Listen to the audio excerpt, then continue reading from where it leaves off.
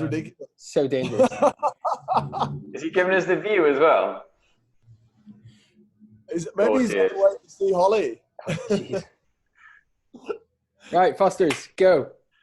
All right, yeah. So thank you so much for coming along again. We keep doing these and we keep coming, so that's got to be a good sign. So today we're discussing overtraining, which is a pretty prevalent thing in this time because a lot of us have got a lot more time in our hands, and it's really important not to completely cook it and succumb to the dangers of overtraining. So I'm suffering massively from DOMs, from going up and down stairs, about 97 of them in total. And this got me thinking about overtraining and how to pick up signs of it. So firstly, we'll just talk about what it is, what are the signs for it, what are the differences in overtraining. There's quite a few different little variations of it. And we'll talk about how to pick up the signs and not do it. So Rob Jones, just to bring you in on this, basically, we've got a lot of super enthusiastic clients and athletes who want to train really hard. And have you come across anybody who is possibly heading towards overtraining? Well, actually, let's go back to what you just said. Like you said, you're doing stairs at the minute and you're suffering from a lot of DOMs. Death by stairs.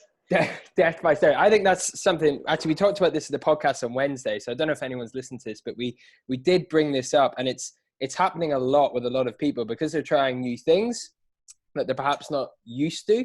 They're getting lots of different stress and stimulus. So they're experiencing this DOMS, this delayed onset muscle soreness, which is effectively after you exercise, you're getting microscopic tears in your muscles. It's not necessarily just due to the intensity of how you're exercising, but it might be what you're doing.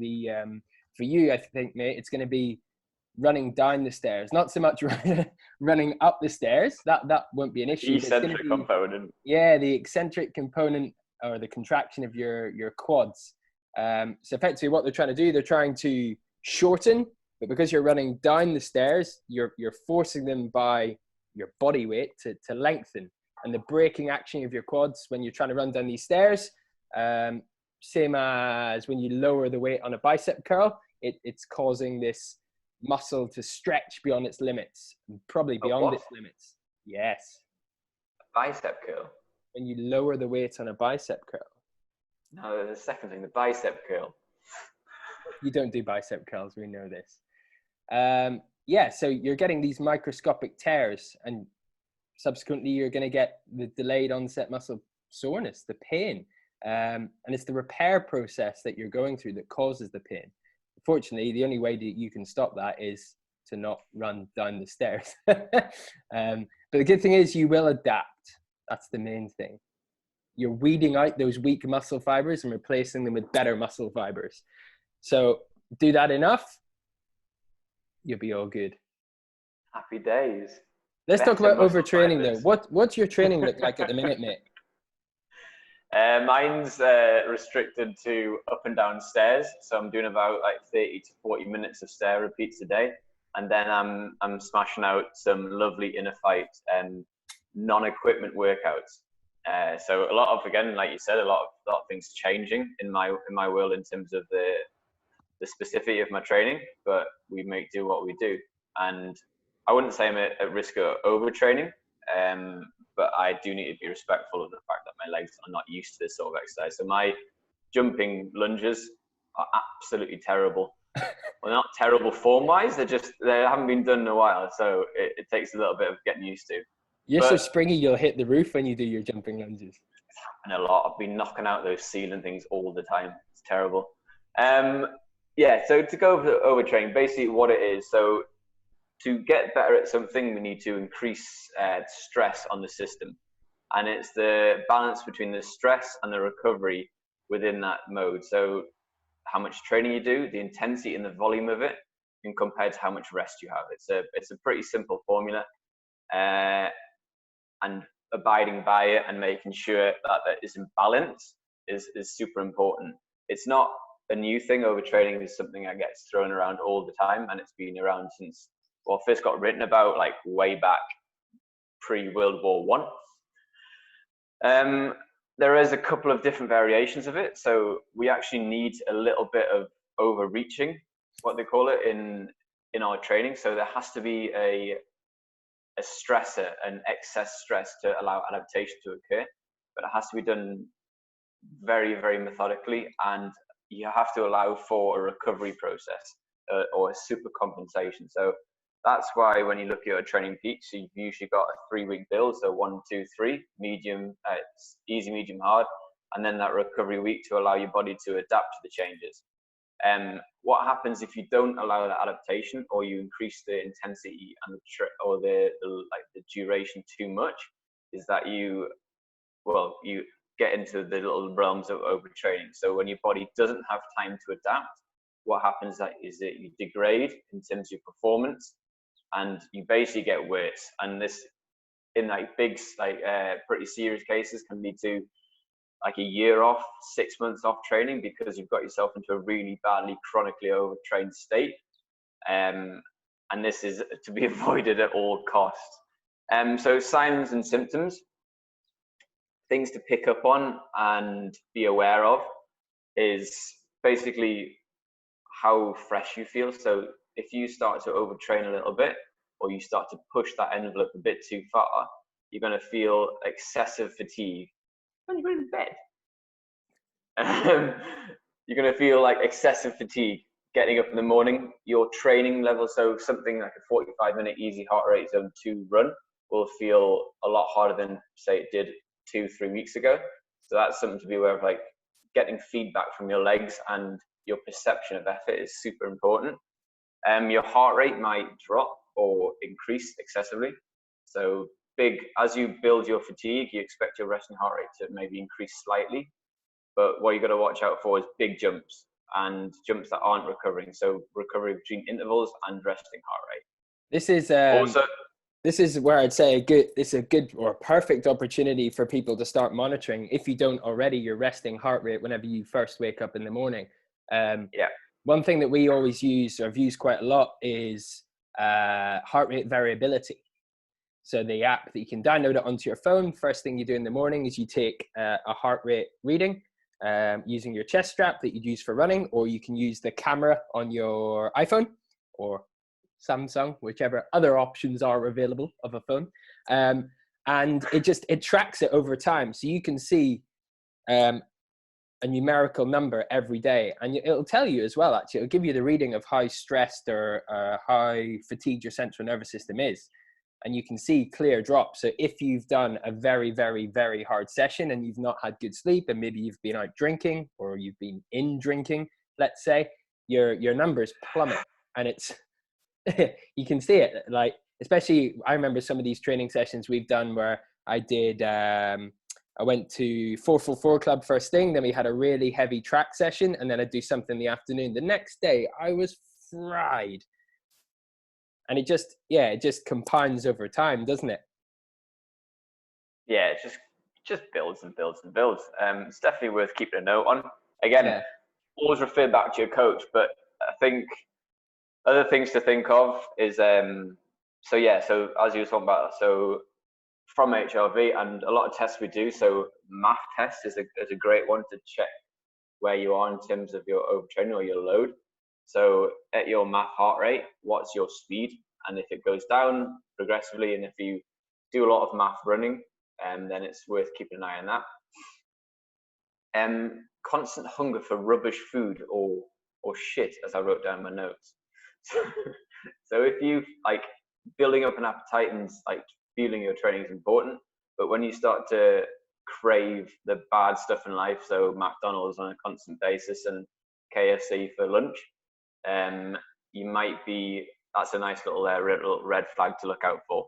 And it can go the other way as well, because in theory you're going to be training harder than ever, and you're not going to be recovering. So you need to make sure you're nutritionally balanced, and you're eating plenty of food to supplement this training that you're doing. So the other end of the spectrum is you might have a complete loss of appetite, and you might just have sustained weight loss that's not manageable. Yeah, true story. Yeah, fair point. Emotionally, it's good to keep an eye on that. You might feel a little bit low when you can't get out of that rut, a bit anxious and irrationally angry. Now, Tom Walker is always irrationally angry, but that's just his normal state. Other people might if you feel a definite notice in how short your fuse is, that's a decent sign to the fact you're overtraining. I think the most important thing is your performance. So if you aren't able to repeat your performances and your training prescription on a daily basis, that's a massive impact, and that's a massive red flag saying I'm training too much or overtraining. Going on like to how to prevent it. So as coaches, Rob, can I add two more in? Nah. I want to add in two more. Yes, shush. Sleep. See, I think you covered sleep a little bit, but I would say, like, if you normally sleep really, really well, look out for any disturbances in your sleep. So if you're suffering, if you're lethargic in the morning, if you normally go to sleep quite quickly, but you're having trouble getting to sleep, or your sleep is more disturbed than normal, it could be overtraining.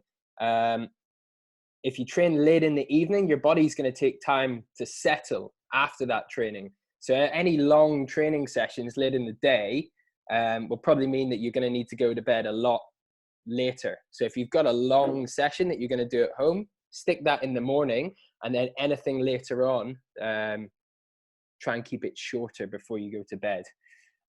One more thing I want to chip in before Rob goes again is, I would say, if you do sessions that are quite similar, if you are going towards the end of overtraining, you're going to have a higher perceived effort for those same sessions. So if you have a treadmill at home or a bike, and you're finding it harder to nail that pace, the day after and the day after and the day after, that's normally your easy pace, it might be a sign that you're overtraining.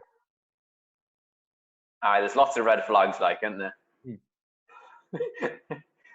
But we all are like individuals, right? So our adaptation and ability to handle train load is super different.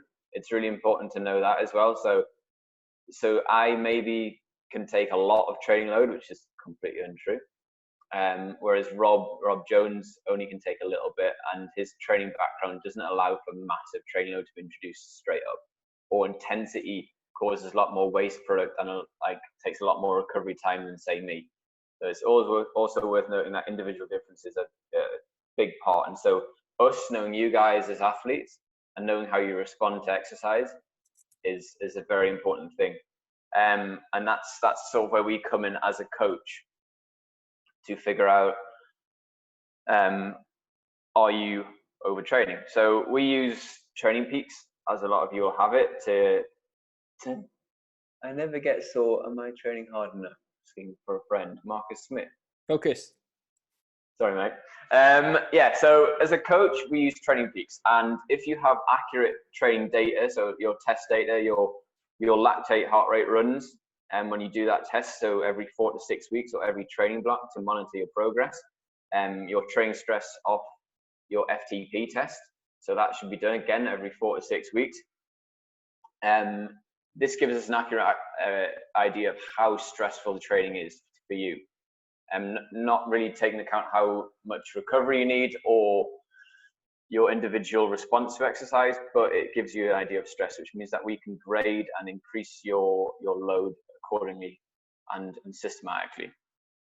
So that's one thing, in like regular testing, to make sure that we have your accurate levels. So your TSS, or your training stress score, is accurate for you.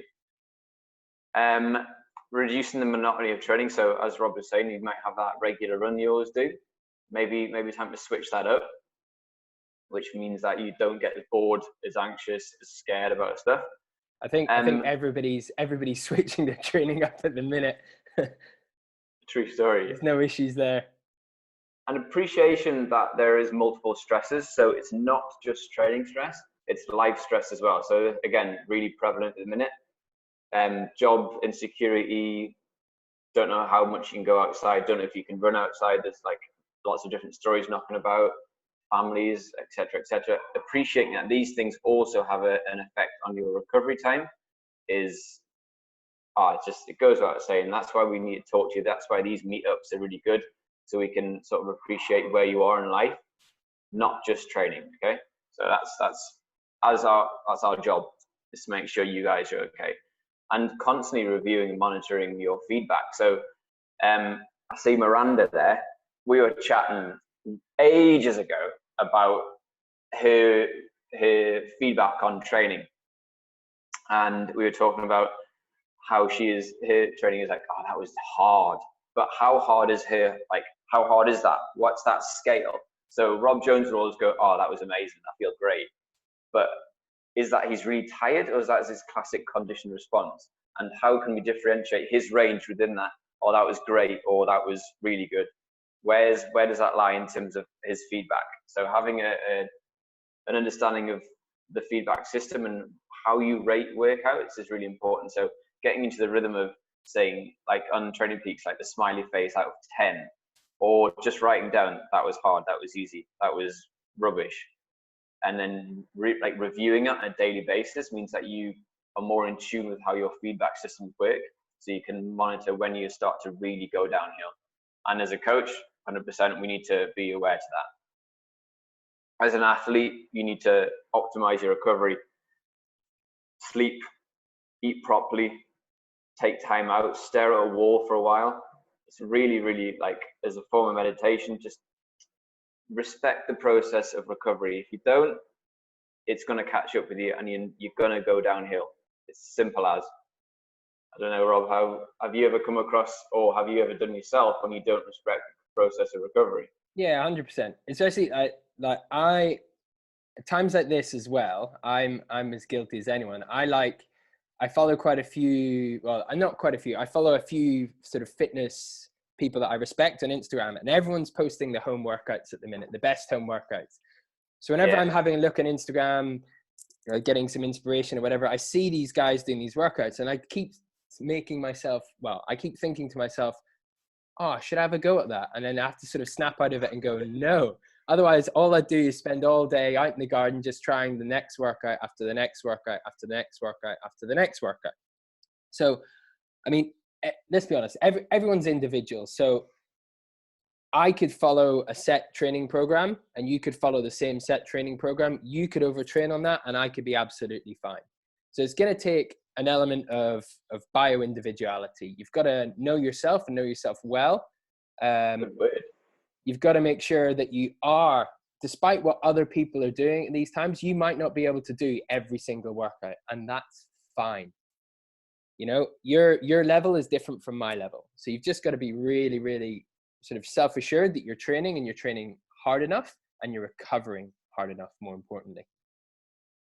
Recovery is hard. Sitting down and doing nothing is tough. Recover really hard. Should we do some questions? There's loads of questions here. Let's get into the questions. Mainly from Marcus, aren't they? Now, first one, here we go. Adeline, despite the changes of exercises, recovery, is there any other causes of intense soreness, certain food, for example, that we should be avoiding, e.g. dairy? Rob, you want to take that one? If I have dairy, I get really, really itchy and inflamed on my hands and my arms. My eczema flares up. So I avoid dairy anyway. I tend to find that if I don't have a lot of vegetables, I find that I don't recover as quick, personally. But again, everyone's different. So what a diet that works for me won't necessarily work for you. My sister does really, really well on dairy. She smashes the cheese, and she's absolutely fine with it. And she rock climbs to a really, really high level, but she just, loves the cheese, but I just cannot get on with dairy. So I think the main thing for recovery is getting a decent sleep and making sure that you have that downtime at the end of the day, isn't it? Make sure your nutrition for you is full of good quality food. You're hydrating throughout the day. That's actually one thing I would say that is probably harder at times like this. Do you find that you're not drinking as much water, or you need to be more conscious about drinking water? Yeah, 100%. Yeah. So I'd say big old bottle. Yeah. Look at hydration, look at sleep. The change of exercise, you're not used to doing as much strength. So there's probably going to be that DOM setting in at the start, the first few weeks anyway. until your body adapts a little bit, and then you'll probably get more used to it. All right. Craig is asking, will the math room be different on A? I'm guessing he's thinking on a treadmill. In terms of what? In terms of a math run test? Let's unmute him. Hold on. Go, Craig. Go on, son. Regarding your result from the math test, like when you say running at your math heart rate regarding your speed, obviously, is there going to be a big difference on the treadmill from an outdoor run? Good question. Yes. It depends what elevation you've got it on. So if you, on a treadmill, you go a little bit faster because it's on a 0%, it's not the same biomechanics as actual running, and it's not the same energy demand. If you knock your treadmill up to about 2%, it recreates the energy demand of actual running, so might be a bit more reliable in terms of your outdoor running to your endurance. But I would expect there to be a change in pace. So maybe having at this time, if you've got a treadmill and you can't get outside, doing a treadmill math test could be a really good thing. Perfect. Thank you, guys. No worries. Rock Jones. What's next? Miranda, what are these recovery bands you all wear? Can we get a discount code for them? This is a Whoop band. It basically it's the lazy man's version of doing your HRV in the morning. I'm using it for tracking my sleep. Actually, it's interesting to track my sleep now that Heidi and Hannah are not here versus when they are here. I'm definitely recovering more, although not yesterday. There is no discount code, unfortunately. Right. Marcus Smith, impacts, positive and negative of being at home on recovery. Will you recover differently? I think you can recover a bit more strategically. For sure. You can, well, think about your daily routine when you're not stuck at home on a quarantine lockdown. You're up and about, you're walking about, you're increasing blood flow in your legs, and you're you're unintentionally keeping yourself ticking over to make sure you recover. If you are at home and you are limited in space, you've got to be a lot more mindful of the fact that if you stop your workout and don't cool down properly, and then just sit down and then watch 16 episodes of Friends, you are not going to be recovering properly. Whereas you can really take a scientific look at it. So take your nutrition straight after your exercise, and cool down properly and bring your heart rate down in a reasonable manner, and then do some pretty focused stretching. If you've got more time, you can also go into a little bit of like yoga or Pilates that'll increase the muscle elasticity, and also keep the blood flow going so the recovery gets into the working muscles a lot quicker. And then you can systematically get up every half an hour so you're not sitting down and completely dying. It also gives you a lot more time to recover. So at home, so you can actually, once you have properly cooled down, do like a cyclist or a runner does, and sit down or lie down, and then you recover quicker. Lovely. I'm happy with that answer. Rochelle, do you want to ask your question? No, mate, I'm good. I typed that out there. Fine. Any quick tips to help recover faster? Training is similar to usual. Sleep is similar to usual. You got that one, Rob? Or I got the one, Rob? Are you taking it? Oh, sorry, and I was playing with the screen. Yeah, what would you do to recover faster? If your sleep is normal and your training is similar, I'd just say, like what Rob said earlier, actually looking at recovery, just make sure that you're moving as much as you would do normally.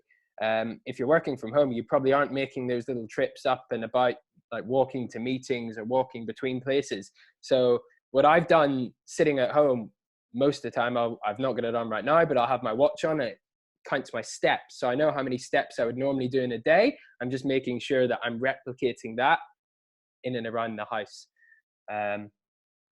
So So trying to keep as many Yeah. things as normal as I can.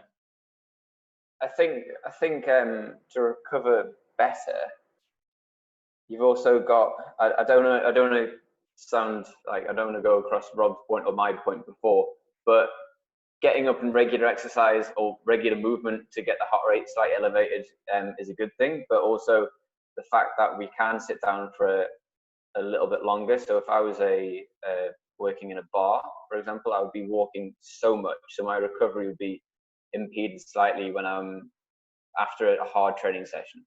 Whereas, or if I'm Lizzie, if I'm on my feet, sports massaging and physioing all day, then that's cumulative stress. So that's worth taking note of. And if you find yourself with a little bit more time and stuck at home, then it's actually a benefit. So as long as you cool down properly and don't overstress the body, you're actually increasing your recovery process and enhancing it. That makes sense. Tom Walker's just wandered off, so I'm going to take that as a no. That's not for me. What have we got next? But yeah, I think it's Marcus again. Marcus, yeah, it's good. So he never gets sore. Is he training hard enough? Asking for a friend. Well, actually, this is good because this relates back to DOMs. So if you never get sore, like the reason that you get DOMs is the repair process of the muscles. So when you get the DOMs, the damage is weeding out the weak links in the muscles. So when they repair, they come back stronger. So effectively what he's done, he's completed it. He's overachieved. He's a constant overachiever. Constant overachiever. He could look at his training load and intensity.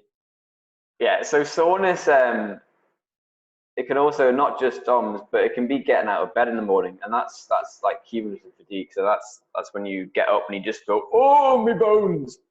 That's the noise you make, and that's what everybody should make. But it's that ache in the morning.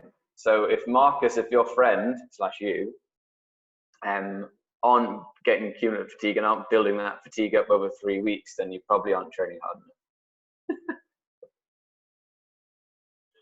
Zoe. Let's get her to ask it. Zoe, go. What's your question? Hi, can you hear me? Yeah. All the way from New Zealand. Yay!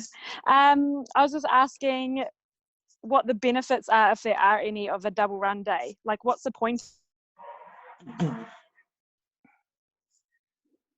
Point of a For double run day? Yeah. Yeah. Are there any benefits from it, and what are they? So, double run days are extremely good if you've got the time for it. So you can get your base session done in the morning. This is basically how a pro will structure it. So they'll go for a nice, easy like zone 2 in the morning. Nothing too stressful.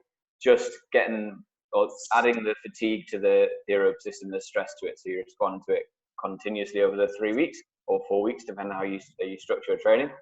And then it allows for a stronger and an interval-based session in the afternoon where you're a bit fresher, so you can recover in between. Because the stress from the morning run isn't so bad, you can recover enough to be able and like replenish your food and then maybe have a bit of a nap, which means that your interval session is a lot more quality and you get a lot more from it.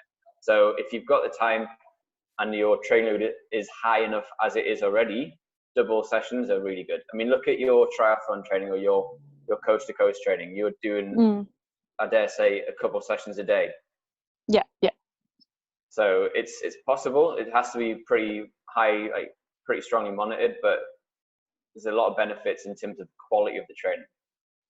I would say as well, for those that are pushed on time and perhaps can't go get say you're doing your marathon training, you need to get a 32K run in, or, your long run or your longer sessions. For those that are doing ultra with families and have work commitments, you can split your longer runs into 2 sessions if that works for you. As long as you're getting the volume in over the time and the run intensity, I suppose for the normals, isn't too high and you're recovering fast enough, then that's another viable option. Yeah. Is that good? Oh, thumbs up. That'll do. Awesome. That'll do.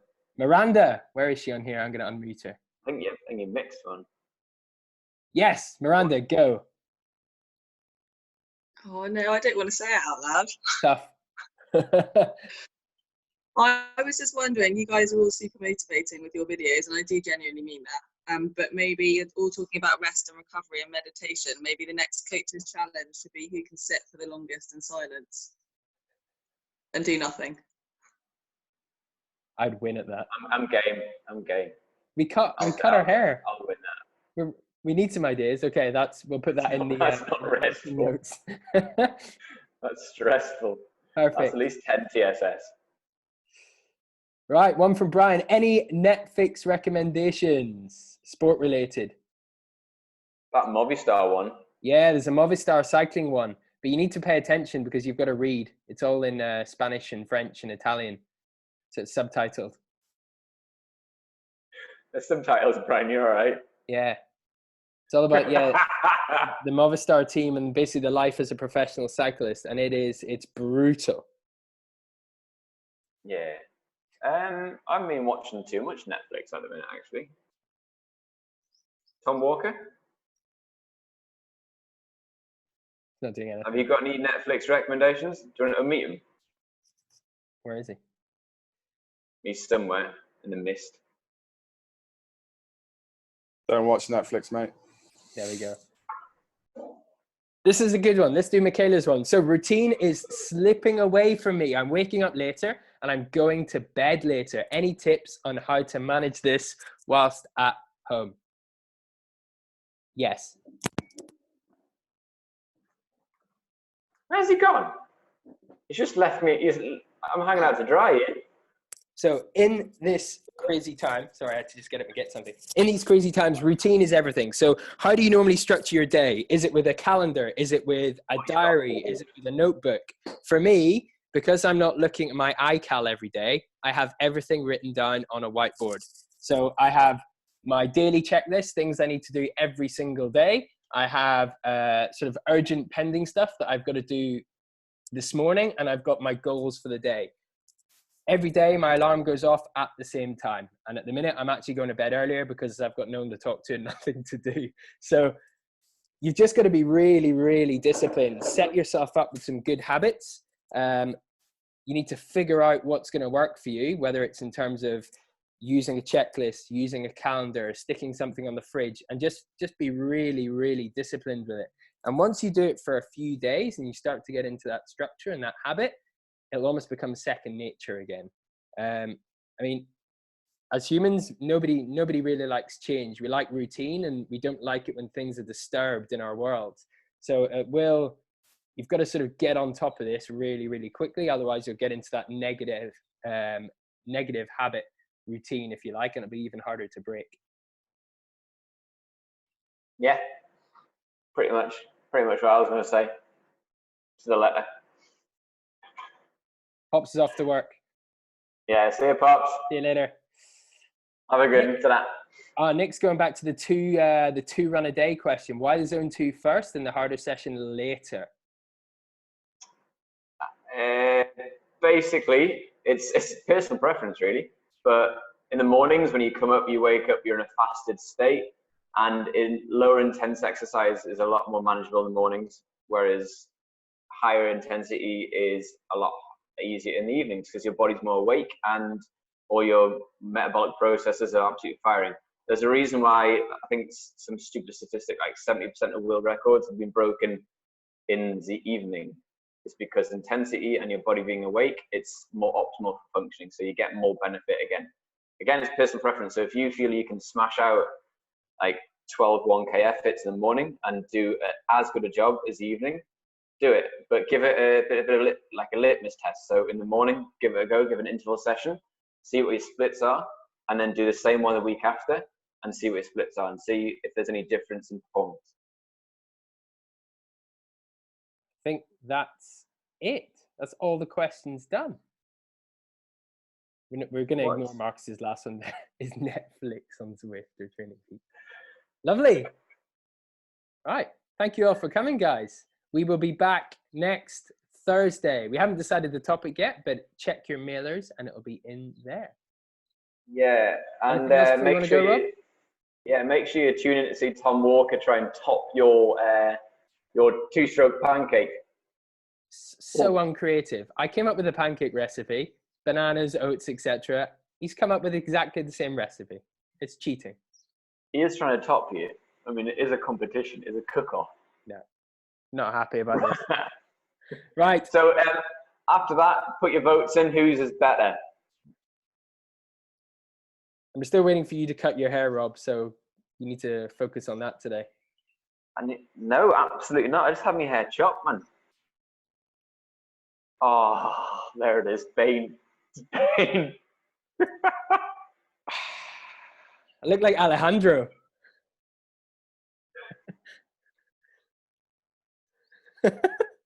Right. Awesome, guys. Thank you very much for coming, and we will see you soon. Arrivederci.